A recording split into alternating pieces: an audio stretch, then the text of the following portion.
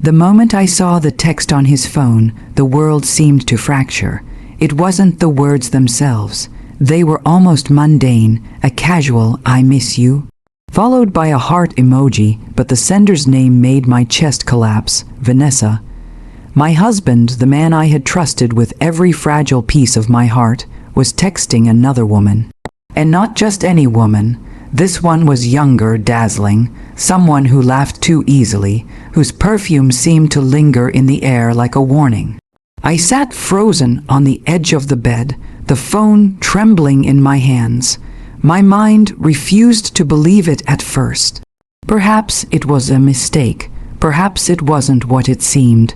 But then came the messages, the secret dinners I had suspected, the lipstick on his collar I had ignored because I wanted to ignore it. Each detail was a hammer to the chest, pounding rhythm into disbelief. I confronted him that night. His face turned pale, eyes darting away from mine as he fumbled for excuses. "It's not what you think," he said, voice strained as if rehearsing lies. But I could see the truth in his eyes: hesitation, guilt, a desperate need to convince me that everything would be okay. There was no love there anymore, no remorse for the hours I had spent worrying, hoping, dreaming of a life we shared. Only selfish desire. The rage came in waves, each more suffocating than the last. I wanted to scream until my throat bled. I wanted to rip him apart with words sharp enough to leave scars on his soul. But I didn't. I just sat there, numb, letting the tears fall silently, each one a testament to my devastation. And then, as if to twist the knife deeper, I learned something even more unbelievable. The woman he was having an affair with was married. Her husband didn't know yet. She wore the mask of loyalty and perfection at every party, at every gathering, but behind closed doors, she was a traitor too. The thought made my head spin. 2 marriages, 2 betrayals, and I was only beginning to scratch the surface of the truth. I spent the next few days in a haze, moving through our home like a ghost. I couldn't eat, I couldn't sleep, and every corner of our house seemed to mock me with memories of happier times. I replayed moments in my mind: laughter at dinner, quiet kisses before bed, shared dreams of a future that now seemed like a cruel joke. My husband passed me in the hallway, pretending everything was normal, and I realized that he didn't even try to hide the contempt in his casual indifference. It was as if I had already become invisible to him. Late at night, I would sit by the window, staring at the city lights, wondering how someone I loved so fiercely could betray me so completely. Anger mingled with sorrow, forming a bitter cocktail that I couldn't swallow. I questioned myself endlessly. Was I not enough? Had I failed in some imperceptible way? The answer, I realized, was irrelevant. His betrayal wasn't my fault, but the pain was undeniably mine. Yet, amid the devastation, a tiny ember of something else began to burn, something I had never allowed myself to feel before, a glimmer of resolve. If he could betray me so easily, if he could destroy the life we built together without a second thought, then perhaps I had been given an unexpected gift, a chance to reclaim my dignity, to rise from the ruins he created. But that thought frightened me. Could I be strong enough? Could I face him without crumbling under the weight of heartbreak? Could I even imagine a life without him after everything we shared? And then, as the tears streaked my face and the night grew colder, I made a silent promise to myself. I would survive. I would endure. And one day, when the time was right, I would confront this betrayal not just with tears, but with strength. For now, though, I sat alone, heart aching, mind racing, the bitter taste of betrayal lingering in my mouth. My world had changed in an instant, and there was no turning back. But somewhere deep down beneath the heartbreak and the fury, I sensed that this was only the beginning of a story I would not let end in defeat. It was a rainy Thursday evening when he appeared at my doorstep, as if summoned by the storm that had been raging in my heart for days. I wasn't expecting anyone. My husband had been gone late again, probably with her, and the house felt hollow, echoing with memories of laughter that now seemed like cruel ghosts. The knock was deliberate, firm, and somehow polite. I hesitated before opening the door. Standing there was a man I did not recognize, tall and impeccably dressed, with an air of quiet authority. His eyes, sharp and calculating, held a depth that made me both wary and curious. He smiled faintly, not warmly, but in a way that suggested he already knew more than I did. "Good evening," he said. His voice was calm, measured, and somehow commanding. "I'm Thomas Whitmore. I believe we have mutual interests." I frowned, instinctively stepping back. "Mutual interests? I think you have the wrong person." He didn't move. He tilted his head slightly, almost amused. "Do I? I don't think so. You see, I know about your husband and about Vanessa." My breath caught in my throat. I stared at him, unsure whether to feel anger, fear, or disbelief. My heart pounded as the pieces began to align. Vanessa. Her husband, and now here he was, standing in my doorway, composed, unflinching, and impossibly calm. "You know about my husband's affair?" I whispered, voice trembling. Thomas nodded. "Yes, and I also know that hers isn't just a simple dalliance. She is betraying you both, just as she betrays me." I felt a shiver run down my spine. It was one thing to suffer alone, to carry the weight of humiliation silently. It was another to realize I wasn't the only one. Someone else had been wronged. Someone else was fighting the same invisible war. "Why are you telling me this?" I asked, suspicion sharpening my tone. "Why come to me?" He stepped closer, hands clasped behind his back, radiating calm control. "Because we have the opportunity to correct a grave injustice, because you are strong even if you don't see it yet, and because together we can ensure they pay for what they've done." The words hit me like a wave I wasn't prepared for. Pay, revenge, justice. I had dreamed of it in quiet, hopeless moments, but to hear it spoken aloud, it made something stir inside me, a dangerous mix of hope and exhilaration. "You're wealthy, aren't you?" I asked cautiously. "You wouldn't just appear on someone's doorstep without a reason." He smiled faintly, a glint of mischief or calculation in his eyes. "I have resources, influence, a vast fortune to be exact, and I've spent long enough seeing the people I trusted betray me without consequences.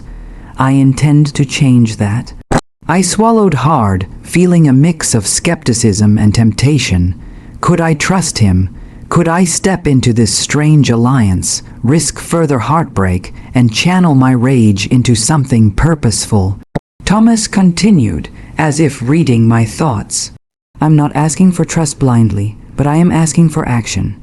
If we combine our knowledge, our pain, and our determination, we can expose their lies. We can make them feel the consequences of their betrayal, not just emotionally, but in ways they cannot ignore." I felt my pulse quicken. My hands, which had been trembling from weeks of despair, now felt alive with possibility. He wasn't just offering a plan, he was offering empowerment, a chance to reclaim the life that had been stolen, piece by piece, by deceit and infidelity. Yet, amidst the excitement, caution lingered. "And what's in it for you?" I asked, voice low. "Why involve yourself in my life?" Thomas's gaze didn't waver. "Because it is just, because I refuse to allow betrayal to go unanswered, and perhaps because I see in you someone capable of more than you realize, someone who can rise from this and become stronger than ever." There was something magnetic about his presence, a quiet authority that demanded attention without arrogance. I found myself weighing the risk against the opportunity, the fear against the spark of hope. Could I dare to step into this plan, to fight back, to transform my heartbreak into something formidable? Finally, I nodded slowly, feeling a surge of determination that surprised even me. "All right," I said. "Tell me what we're going to do." Thomas's lips curved into a faint, knowing smile. "First we observe, then we act, but make no mistake. This will not be easy. It will test you emotionally and morally, But by the end, you will no longer be the same woman who cried alone in her bedroom." As he spoke, I realized something terrifying and exhilarating. My life was about to change. The betrayal that had once consumed me might become the fire that forged my strength. And though I didn't know exactly where this path would lead, I felt, perhaps for the first time since the truth shattered my world, a flicker of control, a spark of hope, and a whisper of revenge waiting to be claimed. The rain continued to tap against the windows as I closed the door behind him, sealing the beginning of an unexpected alliance, and the start of a journey that would redefine everything I thought I knew about love, betrayal, and power. The days that followed Thomas's unexpected visit were a blur of whispered meetings, careful observation, and meticulous planning.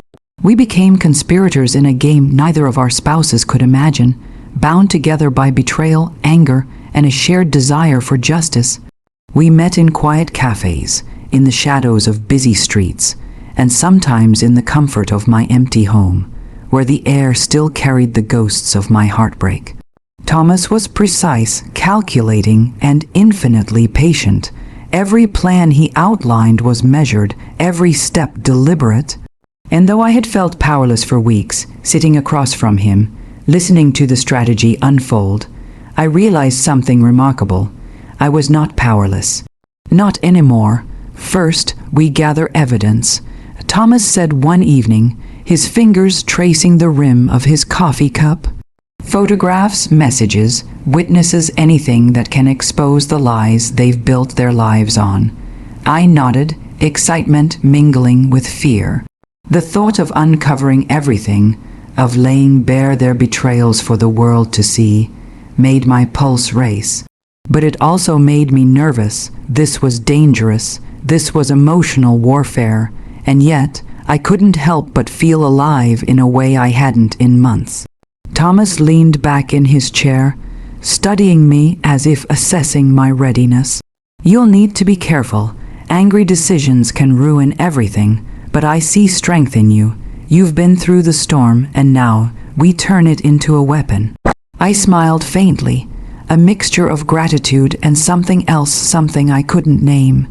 His presence, calm and unwavering, seemed to ignite a spark within me that had lain dormant since the betrayal. Over the next week, we divided our roles. I monitored my husband's movements, noting patterns, habits, and hidden rendezvous. Thomas tracked Vanessa's activities, her secret calls, her meetings, and, most importantly, her husband's reactions, often subtle but telling. We were like detectives, uncovering the truth layer by layer, while keeping our own emotions in check. One night, as we reviewed photos and messages at my apartment, I realized how far I had come. The woman I had been, timid, trusting, and devastated, was no longer here. She had been replaced by someone sharper, bolder, and aware of her own power. "You've changed," Thomas remarked quietly, not as an observation, but as a statement of fact. His eyes held a flicker of something more: respect, perhaps admiration, maybe even something personal. But it wasn't inappropriate. It was the acknowledgement that I was no longer the same person who had cried alone in her bedroom. I felt a thrill at his words, a dangerous warmth spreading through me. I admitted softly, "I can't go back to being that woman, not after everything." Thomas nodded, returning his focus to the evidence spread across the table. "Good, because when we act, we need your full strength, full clarity. No hesitation, no doubt. They've taken from us. Now it's our turn." The plan slowly took shape. We would expose them in ways that left no room for denial: leaked messages to friends and colleagues, carefully timed public revelations, and a strategic display of financial consequences that would shake their lives. Every step was calculated to maximize impact, to strip away the facade of control they so arrogantly believed they had. And yet, amidst the strategy sessions and the plotting, a subtle bond began to form. Our shared pain and our careful orchestration of justice created a connection neither of us had expected. It was not yet romantic, but it was electric, a quiet understanding that we were no longer victims, but architects of our own destinies. Late one evening after Thomas had left, I sat by the window, staring at the city lights flickering in the rain. I felt a strange mixture of sorrow, anticipation, and empowerment. My husband, the man who had broken me, was oblivious to the storm gathering quietly around him. And Vanessa, so confident and careless, had no idea the life she thought she controlled was about to unravel. I realized something terrifying and exhilarating. This was no longer just about revenge. It was about transformation, about reclaiming my identity, my strength, my dignity, and perhaps about discovering who I could become when betrayal pushed me to the edge. By the time Thomas returned, our plan was almost complete. Every detail had been scrutinized, every outcome imagined. We were ready, and in that readiness, I felt a new sensation, not fear, not anger, but a quiet, fierce anticipation. The people who had caused me so much pain were about to face the consequences, and I would not be broken by them again. As I closed my laptop and stretched my tired limbs, I knew one thing for certain. I was no longer the woman who had been shattered by betrayal. I was someone stronger, sharper, and unstoppable. And when the time came, Thomas and I would ensure that every lie, every betrayal, every secret would be revealed, and justice in its sweetest form would be ours. The morning sunlight filtered through the curtains, spilling across the living room like a spotlight on the stage of our carefully orchestrated plan. Thomas and I had stayed up late the night before, finalizing every detail, reviewing every message, every photograph, every thread of evidence we had meticulously collected. The pieces were in place. The cheaters had no idea what was coming. I sipped my coffee, my hands steady despite the adrenaline coursing through me. Gone was the trembling, the doubt, the feeling of helplessness that had dominated the days following my husband's betrayal. In its place was something stronger, clarity, control, and an unshakable sense of justice. They won't see it coming. Thomas said quietly, leaning against the doorway with that calm, measured confidence that had become both comforting and intoxicating. His eyes met mine, and in that glance, I saw not just our shared purpose, but the bond we had forged through pain and strategy. Everything we planned it's about to unfold perfectly. I nodded, swallowing the surge of triumph rising in my chest. I never realized how much power I had until I started paying attention. I admitted, it's exhilarating. Thomas smiled faintly. Power is always there. Sometimes betrayal just makes you blind to it. Now you see, and now they will feel it. The first act of our plan was subtle. A carefully leaked message to mutual friends revealing my husband's affair. Within hours, whispers spread. Curiosity turned into judgment, and social circles began to tighten around him like a noose. I watched, hidden behind a facade of calm, as he received the first flinch of panic in his perfectly rehearsed composure. Vanessa, too, was starting to crumble. Her once confident smile faltered as colleagues and friends confronted her with evidence she could no longer deny. The mistress who had laughed in the shadows, thinking herself untouchable, was suddenly isolated, exposed, and vulnerable. And then came the financial leverage, Thomas's subtle, elegant touch. He had ensured that both spouses began to experience consequences that went beyond embarrassment. Investments faltered, opportunities evaporated, and slowly, deliberately, their comfortable lives started to unravel. Each ripple of consequence was precise, proportional, and utterly satisfying. I felt a thrill unlike any I had known. Each reaction, each falter, was a testament not just to our planning, but to my own transformation. I was no longer a woman crushed by betrayal. I was a woman who had taken her heartbreak and turned it into armor, who had taken her despair and turned it into power. But amidst the satisfaction, something unexpected began to stir. Thomas and I, our bond, forged in fire and strategy, had grown deeper. It was not just about revenge anymore. There was mutual respect, admiration, and a quiet, undeniable attraction. The man who had once been a stranger at my door was now someone I trusted implicitly, someone whose presence no longer brought fear, but a sense of possibility. By the time the final piece of the plan was enacted, a public revelation during a social gathering, orchestrated to maximize exposure and consequence, the cheaters were unrecognizable. My husband's carefully constructed world of lies and deceit collapsed under the weight of evidence, whispers, and public scrutiny. Vanessa's marriage, too, teetered on the edge, her husband finally aware of her duplicity. I stood in the corner, watching it all unfold, heart pounding with satisfaction and a strange, bittersweet relief. The man I had once loved, the woman I had once envied, had both been undone not by luck, not by chance, but by deliberate, thoughtful action. By me, Thomas came up beside me, his presence steady and reassuring. "You did this," he said softly. "All of this, you didn't just endure betrayal, you transformed it into triumph." I smiled, feeling the weight of months of pain finally lift. "We did it," I corrected gently, leaning slightly toward him. Together, for the first time in months, I felt free. Free from humiliation, free from anger, free from the invisible chains that had bound me to a life built on lies. And in that freedom, I also felt hope for the future, for a life defined not by betrayal, but by choice, strength, and courage. Thomas offered his hand, and this time I didn't hesitate. I took it, feeling a warmth and connection that had nothing to do with revenge and everything to do with trust, respect, and perhaps the beginning of something more. As we walked away from the scene of our victory, side by side, I realized something profound. Betrayal had once shattered me, leaving me in fragments. But from those fragments, I had rebuilt myself stronger, wiser, and unafraid.